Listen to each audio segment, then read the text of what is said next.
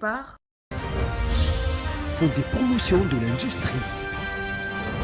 Votre partenaire privilégié pour la réussite de vos projets.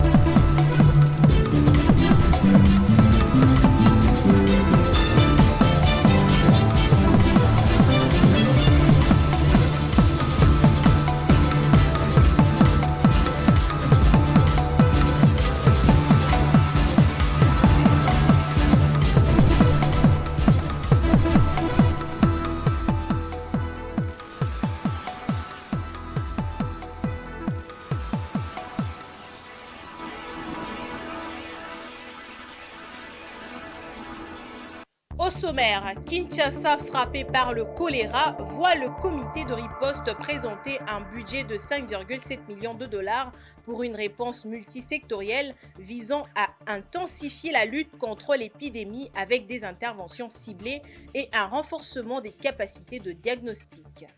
Et puis, avec l'installation du froid de la saison sèche à Kinshasa, la demande des vêtements chauds explose sur les marchés populaires où les habitants cherchent à se prémunir contre les maladies respiratoires favorisées par les basses températures et la poussière ambiante.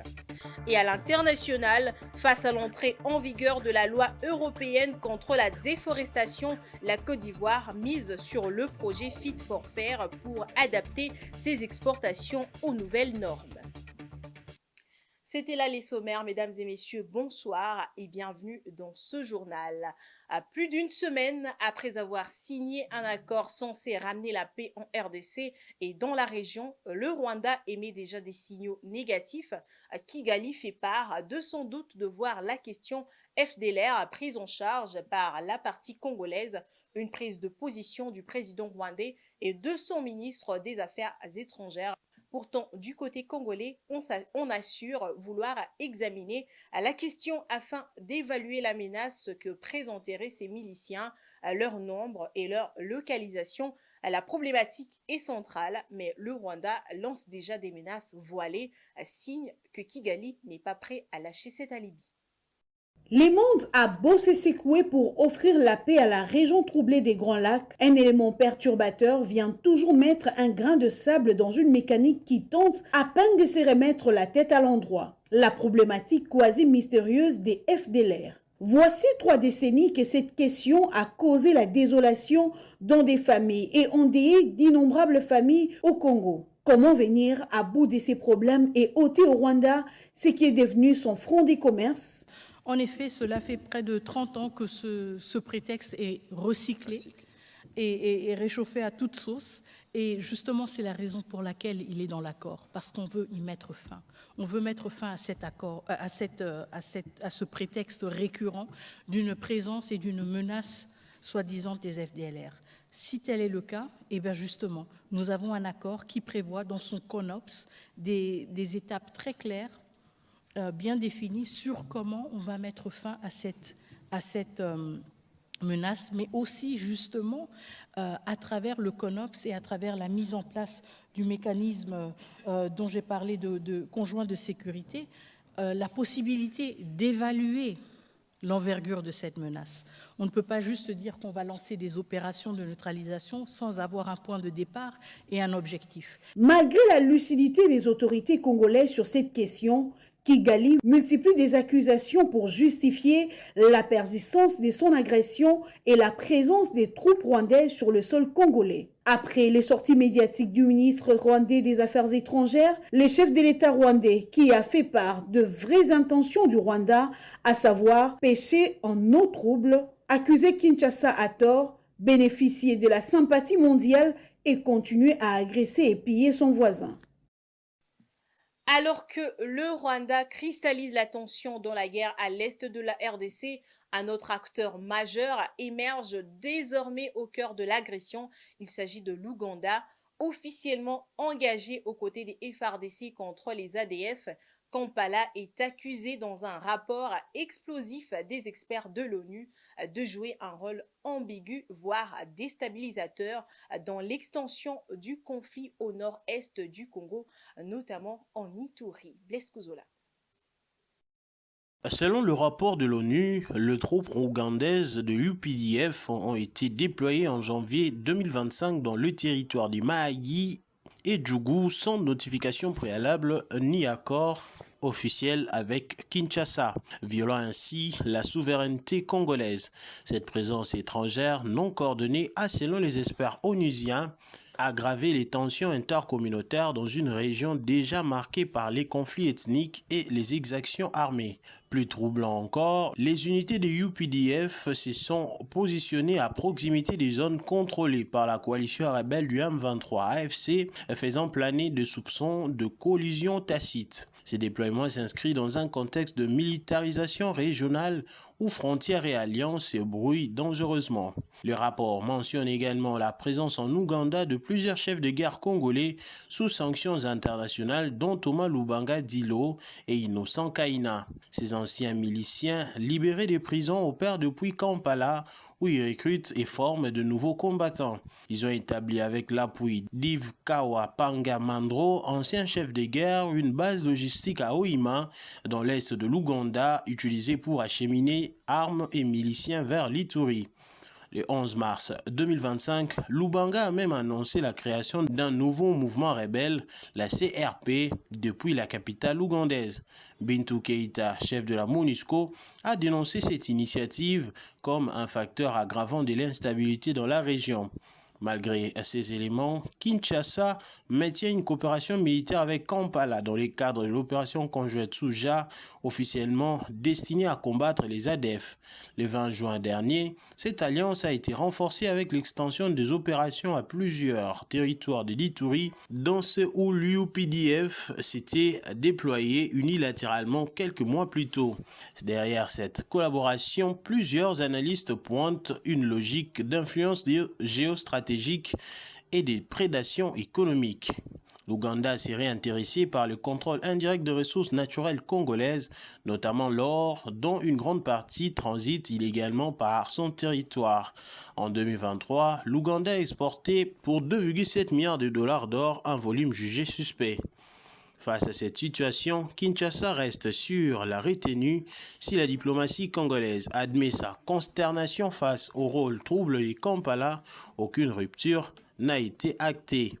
Mais cette stratégie d'équilibre pourrait s'avérer coûteuse car au-delà des discours, les rapports de l'ONU mettent en lumière une réalité préoccupante.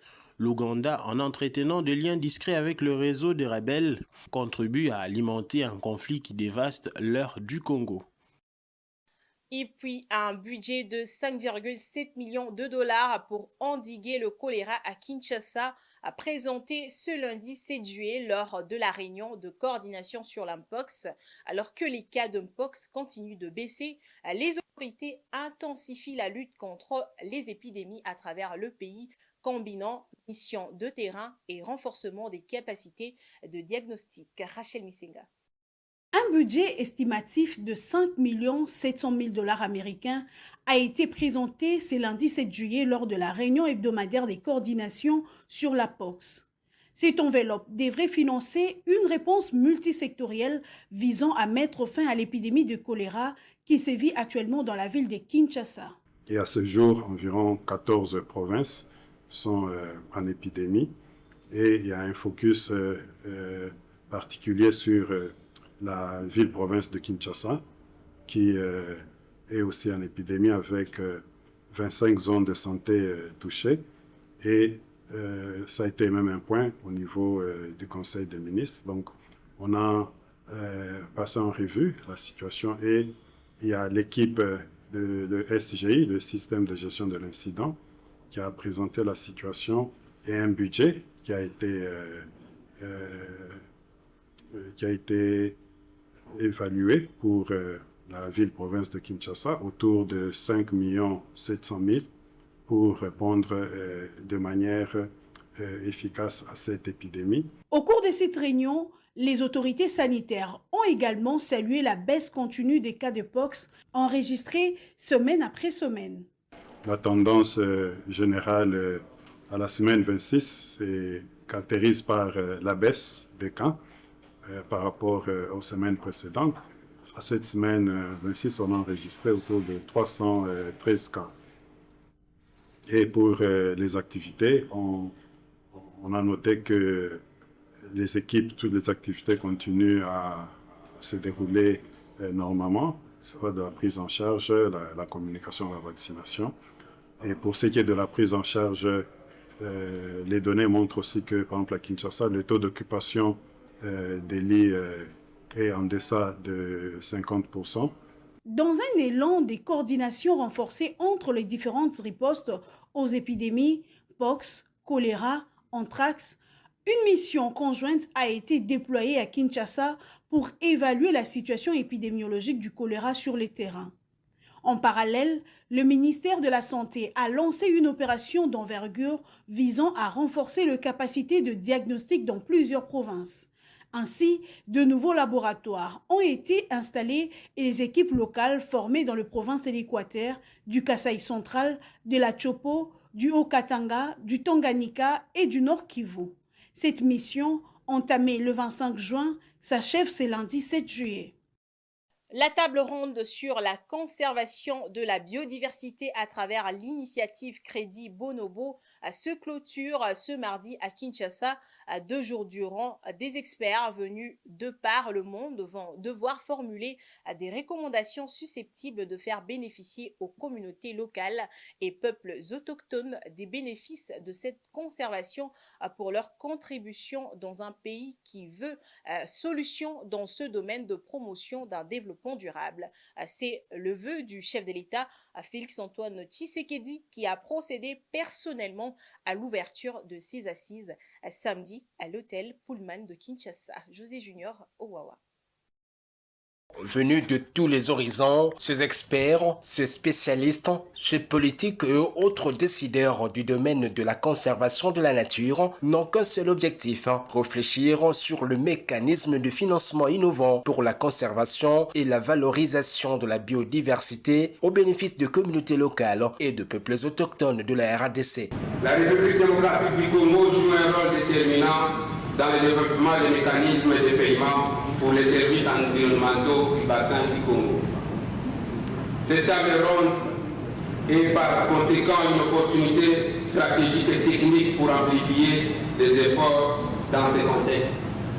De ce fait, l'Institut congolais pour la conservation de la nature, ICCNC, envisage d'étendre ce programme à d'autres espèces emblématiques telles que l'okapi, les gorilles de plaine de l'Est, les gorilles de montagne, les pans congolais, les bonobos et les autres espèces. À la genèse de cette initiative dite Crédit Bonobo, la Fondation Zone Inverse voit les choses un peu plus grand.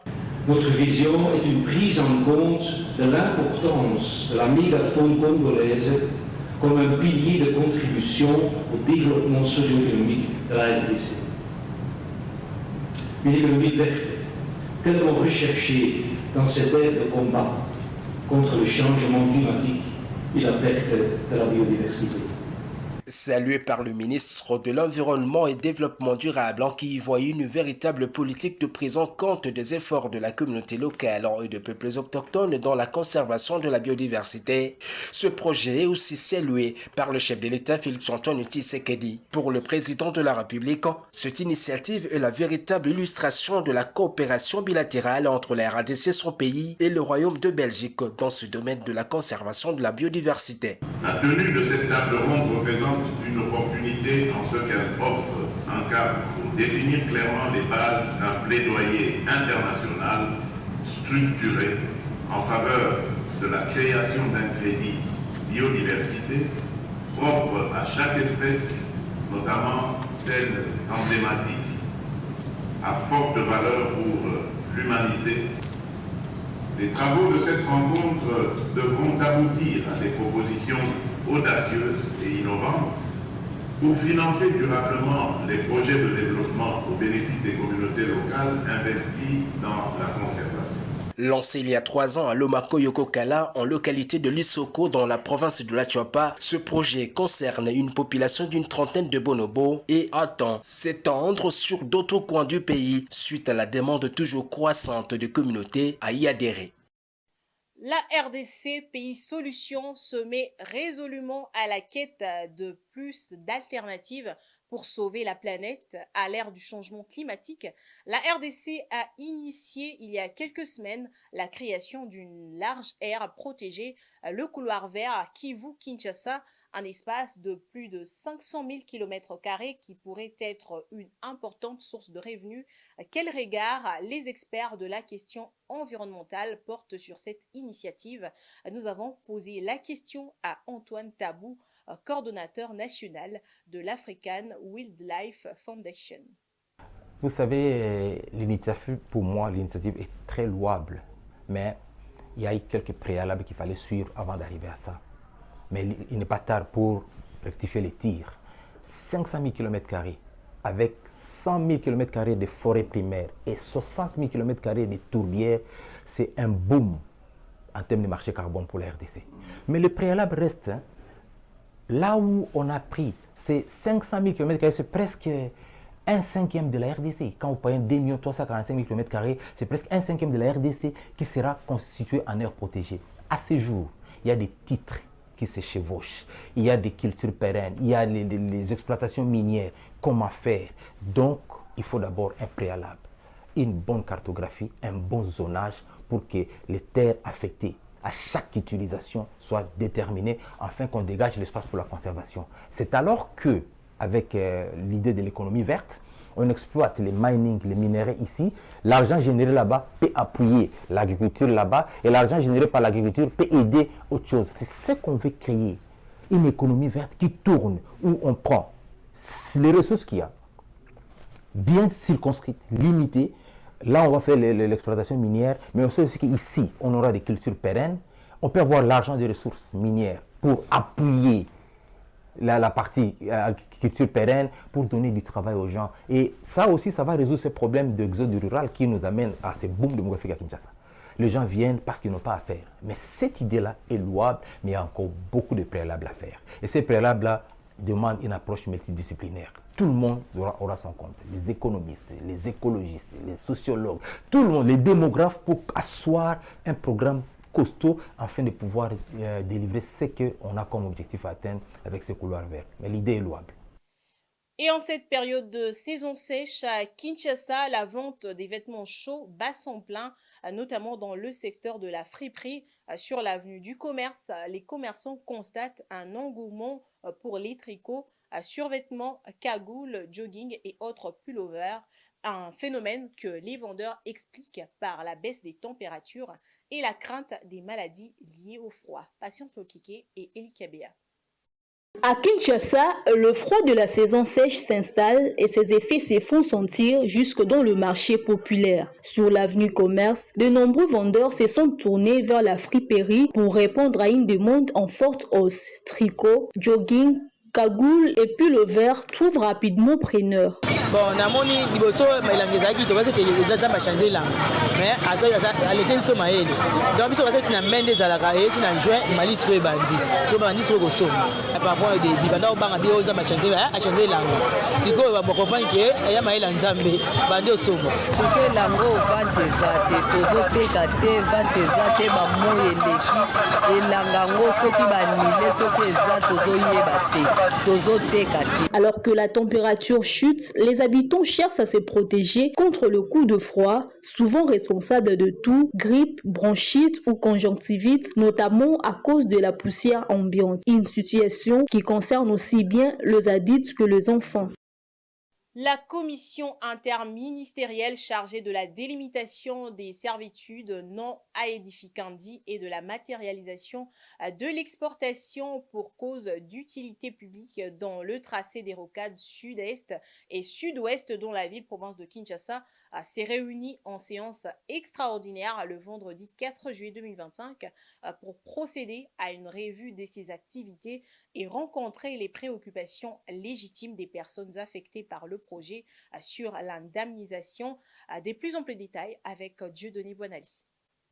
La commission interministérielle chargée de la délimitation des servitudes non aedificandi et de la matérialisation de l'expropriation pour cause d'utilité publique dans les tracés des rocades sud-est et sud-ouest dans la ville-province de Kinshasa s'est réunie en séance extraordinaire le vendredi 4 juillet 2025 dans la capitale afin de procéder à une revue de ses activités et rencontrer les préoccupations légitimes des personnes affectées par les projets sur l'indemnisation. À cet effet, en ce qui concerne la revue d'activité, la commission interministérielle a constaté qu'en dépit de la sensibilisation accrue des personnes affectées par le projet, des zones d'ombre semblent persister, ce qui entraîne de l'agitation auprès des communautés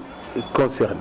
Quant aux inquiétudes légitimes exprimées par les personnes affectées par les projets portant sur le paiement des indemnisations, quant aux inquiétudes qui du reste légitimes exprimées par les personnes affectées par les projets portant sur le paiement des indemnisations, une procédure est prévue à cet effet et suit son cours normal.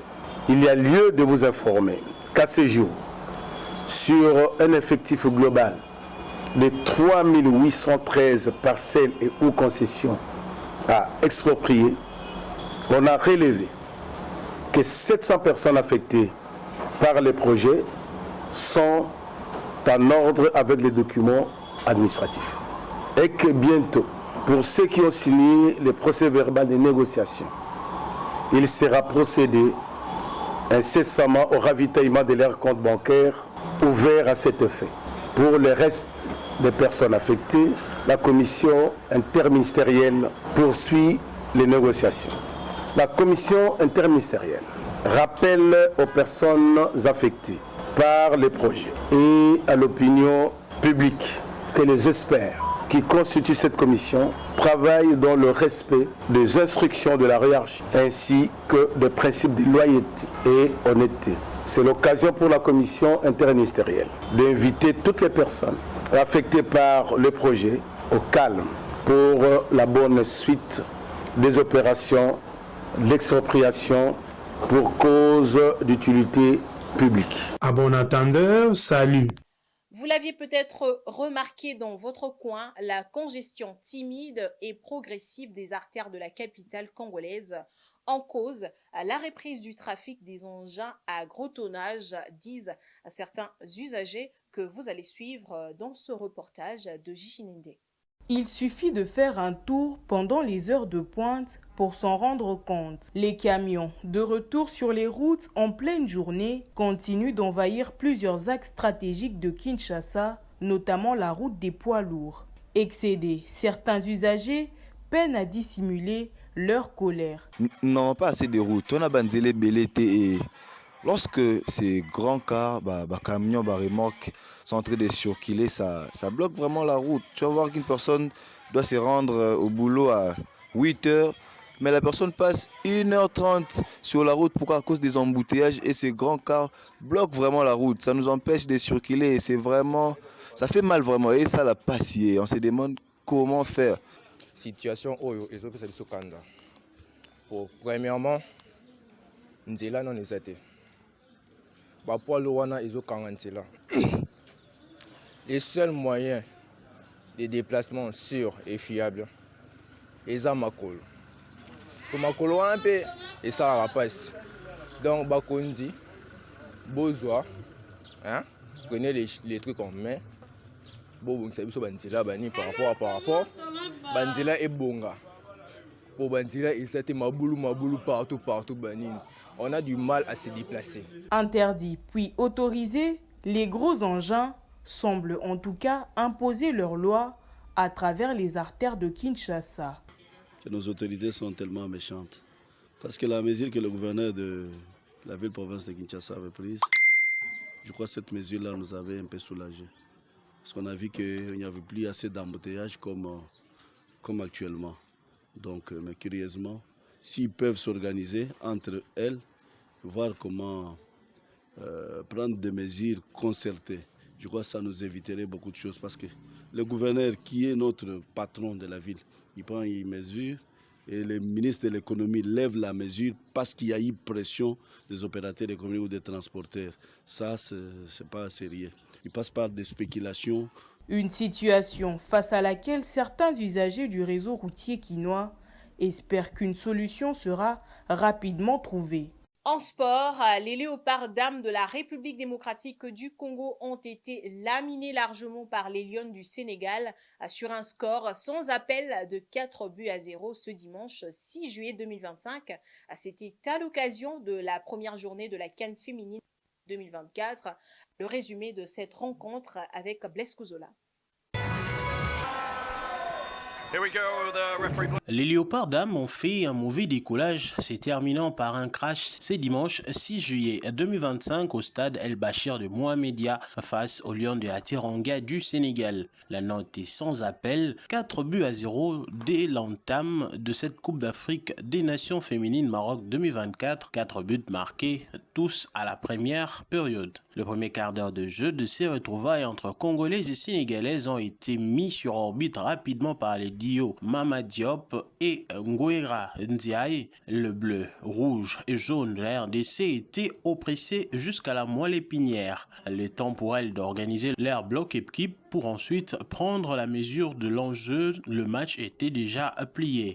Blessés dans leur amour propre, le Congolais sortait des vestiaires avec un rythme autre que celui de la première manche. Elles étaient sur tout le ballon pour tenter de réduire la marque à l'heure de jeu, mais en vain. Score final, 4-0.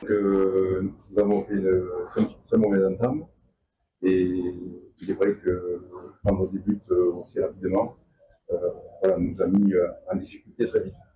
Mais bon, nous avons à la mi-temps rectifié notre façon de jouer, notre système, qui a fait que sur la deuxième mi-temps, et de ne pas perdre la deuxième mi-temps, c'est ce qui a fait. Les choses ont réagi.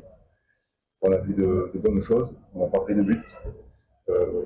Voilà un petit peu le déroulé du match. C'est un résultat mérité donc pour ce 11 national qui devra rassembler le force pour sortir le grand jeu le mercredi 9 juillet prochain à 20h face aux hôtes marocaines. Ce sera soit la porte, soit la continuité devant les Lions de l'Atlas qu'elles retrouveront pour décider définitivement du sort de ce groupe A. Mesdames et messieurs, faisons place à présent à la page internationale.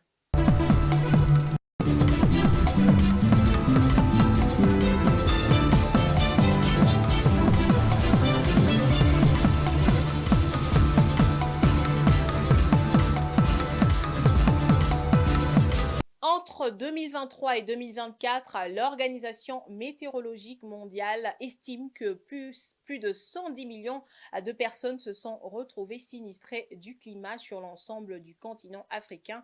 Des phénomènes climatiques extrêmes incessants aux côtés des épidémies. Les catastrophes liées au climat se répercutent en cascade sur les populations avec des conséquences dévastatrices telles que la perte de vies humaines, la destruction des moyens de subsistance et des infrastructures de transport, une situation pour laquelle les spécialistes s'accordent à dire qu'il est urgent de renforcer les cadres existants de prévention des catastrophes. Suivez. Les catastrophes naturelles liées au changement climatique font perdre aux pays africains environ 4% en moyenne de leur PIB chaque année, selon la BAD. D'ici 2040, les températures devraient s'élever à 35 degrés Celsius en moyenne pendant 61 jours par an. Un indice 4 fois plus élevé en Afrique que dans le reste du monde révèle le perspective des experts entre 2023 et 2024. Selon l'OCHA, 6 pays ont déclaré l'état d'urgence en raison des sécheresses sévères liées au phénomène météorologique El Niño, dont le Botswana, le Lesotho, la Namibie, les Malawi, la Zambie et le Zimbabwe en août 2024. En Afrique du Nord, ce sont des tremblements de terre comme au Maroc ou des cyclones comme le cyclone Daniel qui a dévasté la Libye. Les nations africaines ont signé en 2015 les cadres de Sendai pour la réduction des risques de catastrophes, un plan devant s'étendre jusqu'en 2030 et visant à renforcer la résilience aux catastrophes. Pour réaliser cette ambition, l'Union africaine a élaboré un programme d'action pour la mise en œuvre du cadre détaillant les mesures à prendre à l'échelle continentale, régionale et nationale qui se heurtent au manque de financement. Les renforcements de la gouvernance et de la prévention des risques des catastrophes revêt une nouvelle forme d'urgence dans un paysage de risques de plus en plus complexe et interconnecté, caractérisé par des fluctuations climatiques incessantes. Selon les experts, les défis de la préparation des États africains aux événements climatiques extrêmes résident dans la collecte des données. Or, seuls 32 pays ont mis en place des systèmes de suivi des données nécessaires au développement des profils des risques. Du 8 au 10 septembre 2025, le deuxième sommet africain sur le climat se tiendra à Addis Abeba en Éthiopie, conformément à la décision adoptée lors du récent sommet de l'Union africaine visant à accélérer la solution et les financements mondiaux. L'objectif est de catalyser les solutions climatiques mondiales et d'améliorer l'accès au financement climatique pour le développement durable de l'Afrique dans un contexte où le continent n'a reçu que 30 milliards de dollars sur les 277 milliards nécessaires chaque année pour lutter contre les effets du changement climatique. Je l'ai dit en titre, face à l'entrée en vigueur de la loi européenne contre la déforestation dès le 30 décembre 2024, la Côte d'Ivoire a mise sur le projet Fit for Fair pour adapter ses exportations aux nouvelles normes soutenu par la coopération allemande. Ce projet renforce la traçabilité, la protection des forêts et les droits humains tout en assurant la compétitivité des produits ivoiriens. Suivez. L'Union européenne, premier partenaire commercial de la Côte d'Ivoire avec 28% de ses exportations, applique dès le 30 décembre 2024 une législation stricte sur la déforestation. Pour maintenir ces débouchés, la Côte d'Ivoire doit garantir que ses produits, à savoir le cacao, huile de palme, caoutchouc, ne nuisent ni aux forêts ni aux droits humains. En 2023, les fèves de cacao ont rapporté 1145,5 milliards de francs CFA à l'export pour 753 755 tonnes expédiées. Pour la Côte d'Ivoire, c'est conformer à ces règles est vital pour maintenir l'accès à ses principaux marchés. Le projet Fit for Fair, appuyé par la coopération allemande, accompagne ces changements. Il cible le produit sensible comme le bois, les cafés, le soja ou le bétail en structurant des outils de traçabilité, des mécanismes de vigilance environnementale et des mesures sociales. Avec 3202 milliards de francs CFA d'exportation vers l'Europe et 43 369 milliards d'échanges avec l'Allemagne en 2023, la compétitivité passe par la conformité réglementaire. Fit for Fair constitue une réponse concrète aux défis de durabilité en renforçant les capacités de PME, en améliorant les pratiques agricoles et en soutenant la transition vers une économie verte. Il crédibilise le produit ivoirien international. Il crédibilise le produit ivoirien à l'international. Selon une note des conjonctures élaborée par le ministère ivoirien de l'économie, du plan et du développement en août 2024, l'Europe représente la principale destination des exportations ivoiriennes avec 32,2% de ventes en valeur. Une autre manière de vous informer, mesdames et messieurs, c'est avec les différents journaux parus ce 7 juillet dans la ville de Kinshasa. Place à la revue de presse dans une sélection et commentaires de Dans mon matin.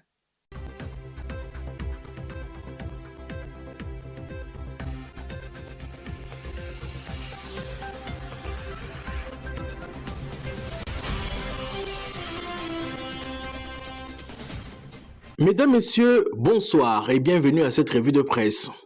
La signature, le 27 juin dernier, de l'accord de paix entre la République démocratique du Congo et le Rwanda, sous la médiation américaine, ne cesse de susciter des remous. Africa News évoque un accord qui semble avoir pris le cours. Paul Kagame, le président rwandais, lors des festivités du 25e anniversaire du jour de la libération, a tenu des propos que le ministre congolais de la Communication, Patrick Mouyaya, a jugé révélateur d'un désespoir. Pour Mouyaya, cette posture traduit la fin d'une époque de mensonges répétés et de martelés. Via Info 27, on ne signe pas un accord lorsqu'on n'est pas engagé dans un conflit. Pour Kinshasa, la duplicité de Kigali est désormais établie. L'accord ne fait pas que reconnaître une implication, il en tire les conséquences. Mais cette dynamique d'espoir s'accompagne des scepticismes. Le potentiel relève que les tensions verbales post-accord entre les deux capitales rappellent la fragilité d'un engagement encore jeune. Une paix signée sous l'égide de Washington, mais sur fond de défiance persistante,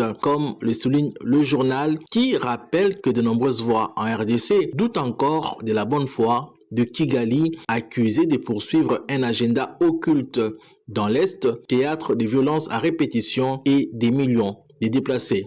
Dans une tonalité plus critique, Forum des As prend le contre-pied des récits officiels. Le quotidien épingle l'attitude de certains politiques congolais accusés d'avoir gardé le silence lorsque l'FCM 23 menaçait l'ordre établi. Il dénonce un folklore politique bien de chez nous. Ceux qui pariaient sur la chute de Kinshasa à l'époque de la rébellion se découvrent aujourd'hui fervent partisan de l'accord, multipliant le louange au président Tshisekedi. Une volte-fesse que Forum des As qualifie de résurrection opportuniste.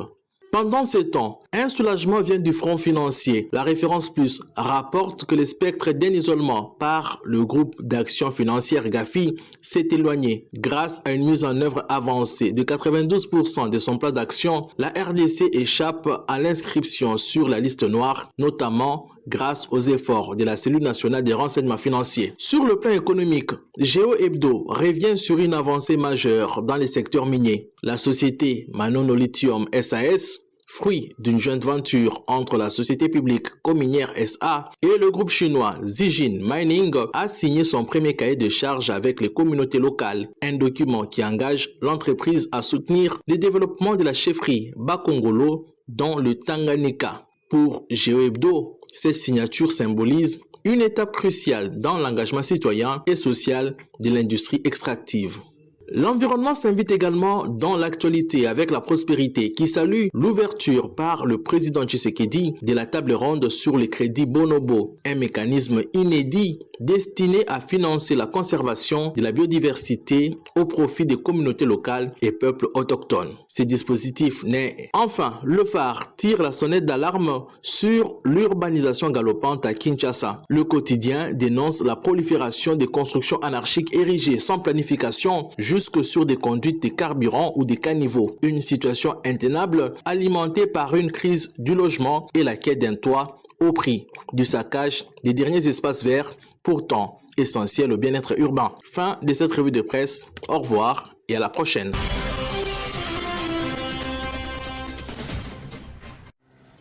Ce journal est terminé, mesdames et messieurs. Place au rappel des titres. Kinshasa, frappé par le choléra, voit le comité de riposte présenter un budget de 5,7 millions de dollars pour une réponse multisectorielle visant à intensifier la lutte contre l'épidémie avec des interventions ciblées et un renforcement des capacités de diagnostic.